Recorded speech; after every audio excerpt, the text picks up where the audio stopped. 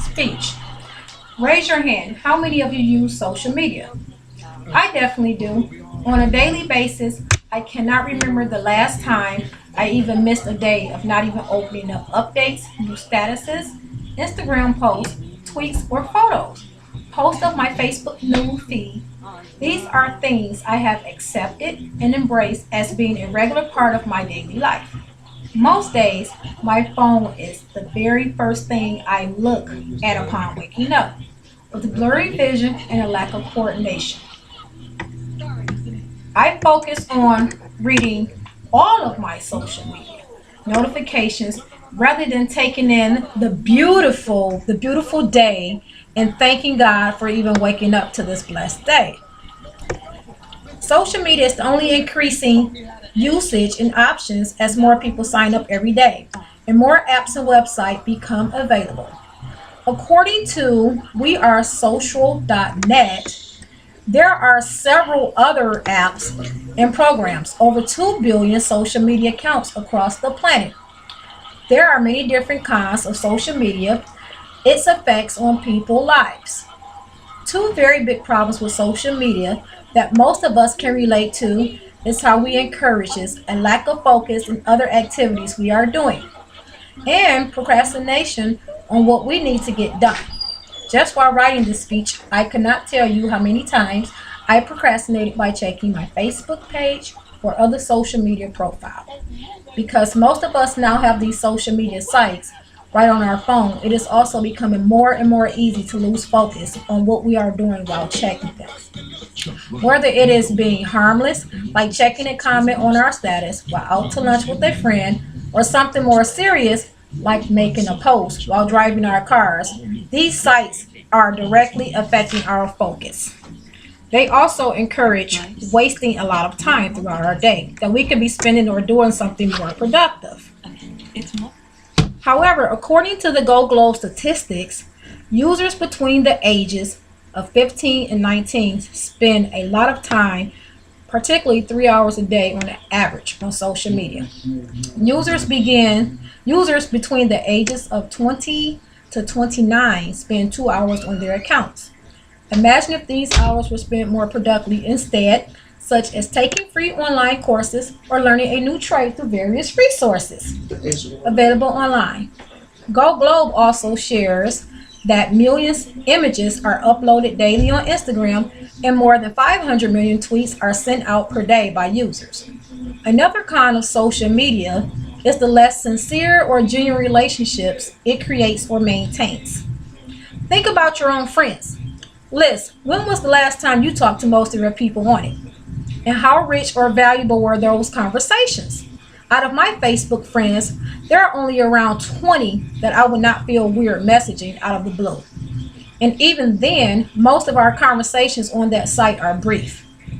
Deeper opinions and experiences are not really shared on these sites. Except for the occasional political or religious debate, we all see our friends post and cringe at it. Another reason why relationships are affected by these sites is that when we do finally see friends in real life, we're often splitting our focus and attention between them in our social media sites. Because of how time consuming things and sites can become, health and weight are directly affected as a result. Definitely, that is. Sitting for extended amounts of time has been proven to be unhealthy for our bodies. And with how quickly time fly by while distracted by social media, it's really easy to not even realize how little one of us has moved in a while. And I do it all the time at work. Another issue is becoming more and more serious as a result of social media is addiction. Nerd.io, a startup founder, told Life Science that Facebook hooks people up with a few different elements. A trigger such as loneliness, boredom, or stress, I think even depression. An action such as logging into Facebook and walk by an unpredictable reward such as scrolling through a mix of juicy and boring tidbits in the news feed. And investment, which includes posting pictures or liking someone's status update. Facebook is the most addicting of all the social networks. According to convince and convert statistics, 23% of Facebook users check the account 5 or more times every day, if not more. A preliminary study found compulsive internet use may include changes in some brain reward pathways that are similar to drug addiction. Brain scans done by researchers showed that some participants experienced greater activations of the two brain regions involved with impulsive behavior, which are on par with people who are addicted to cocaine. There are even addiction programs available in various rehab centers which focus on the internet and especially social media addiction. The last but certainly not least con to social media that needs to be addressed is a lack of compartmentalization. This essentially means that people are becoming less hesitant to share very personal, emotional information with others. Social scientist Sherry Turkle thinks we're losing a healthy sense of compartmentalization. Last year, researchers at Harvard found that the act of sharing our personal thoughts and feelings activates the brain neurochemical reward system. Elizabeth Bernstein of the Wall Street Journal concluded that our newfound urge to disclose is partially due to the erosion of private life through the rapid increase of reality TV and social media that we witness. Also, by spending the energy to manage the other person's impression of us being witty and interesting, we have less brain energy to filter these appropriately. The fact that we are not face to face with the other people and they cannot immediately respond to us by voice, it becomes easier to let it all out. Despite the cons, I do not think social media is entirely evil. It should be deleted forever. Social media has some positives that cannot be unnoticed. However, I love social media for shopping. However, these positives are only effective when the media sites are used in healthy moderation. Also, I see that exercising is also on social media as well as some other websites. This is also only the case if the posts created or commented on are done wisely, making sure not to share anything illegal or embarrassing. It is also worth mentioning that Facebook, along with some other social media venues, have had astounding positive results in terms of politics and world awareness of problems occurring in less developed countries. One example of this was recent Nepal earthquakes. If not for social media assistance, a lot of stranded individuals with no other way of asking for help may not have survived. The explosion of social media posts on the topic also encouraged people from all over the world to donate money and supplies to the area. If this had not been on everyone's newsfeed, the only mention on the news, less people would have felt compelled to help. Social media is becoming a more common avenue for people's news sources in general. According to an Adweek article, 16% of people rely on their Facebook or Twitter accounts for their news in the morning, and I definitely know I do.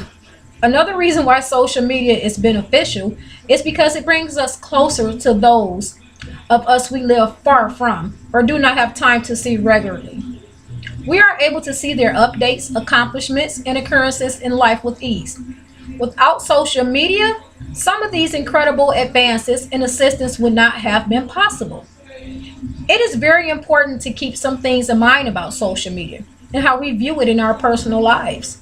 One very important aspect is the fact that nothing you post can be deleted for good. While it may look deleted on your Facebook or Instagram page, the post has already been placed within several of the servers of these companies, and gathering this information is possible down the road by someone we may not want seen it. In October of last year, Snapchat had a scandal that made this concern quite evident. Thousands of people Snapchat photo submissions that they thought would disappear after a few seconds turned out to be saved within another website similar to Snapchat that works to store this sensitive data. While this site has punished and is no longer allowed to save this information, it is likely that there are others out there like it. Another thing to keep in mind is that the more companies are looking into employees and candidates in social media to gain individuals a better idea of what companies are like. My thought on social media is not a very negative thought.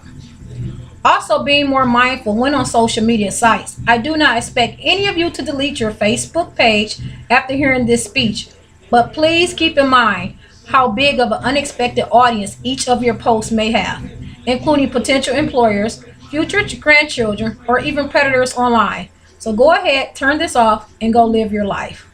Thank you. Once again, my name is Tawana Johnson.